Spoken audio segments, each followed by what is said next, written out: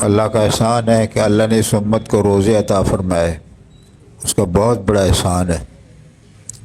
امام الانبیاء سرکار دو عالم صلی اللہ علیہ وسلم کا فرمان مبارک ہے کہ اگر میری امت کو معلوم ہوتا کہ رمضان میں کیا کیا اللہ کی رحمتیں نازل ہوتی ہیں اور رمضان کے اندر کیا کیا کچھ اللہ کی طرف سے ہو رہا ہے، کتنی نعمتیں اور رحمتیں برسا رہا ہے، تو میری امت تمنا کرے گی کہ سارا سال رمضان ہو جائے، کتنی اللہ کی رحمت برستی۔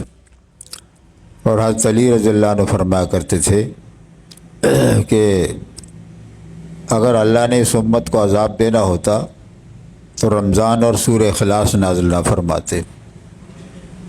رمضان کی برکت سے اور سورہ اخلاص کی برکت سے اللہ نے عذاب کو روکا ہوا ہے۔